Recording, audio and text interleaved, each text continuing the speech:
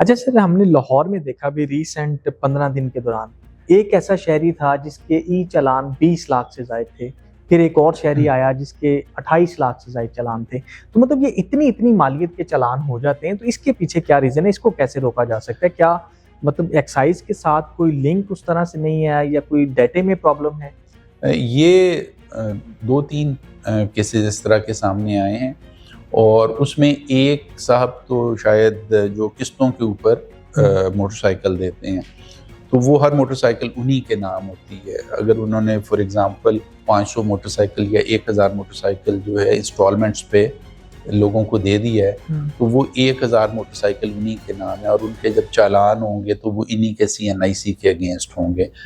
तो एक तो ये है, और ये चीज़ हमने सिटी ऑफ लाहौर ने एक्साइज डिपार्टमेंट को लिखा भी है कि इस चीज़ को रेगुलेट किया जाए सो दैट कि जो एक्चुअल ओनर है जिसने इंस्टॉलमेंट्स पे मोटर बाइक ली है वो जो है सामने आ सके।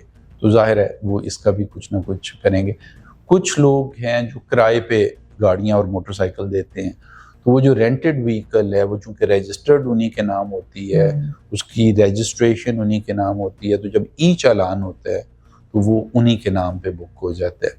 तो ये जो हमारा वन ऐप है इसमें तो ये प्रोविजन है कि जो ही आपका चालान होता है तो SMS चला जाता है ओनर को। सो अगर आपने रेंट पे गाड़ी दी है और उसका चालान होता है तो ओनर को पता चल जाता है, और ओनर जब गाड़ी वापस आती है तो उससे वो चालान के पैसे भी लेके जमा करा देता है ताकि वो डिफॉल्टर ना हो।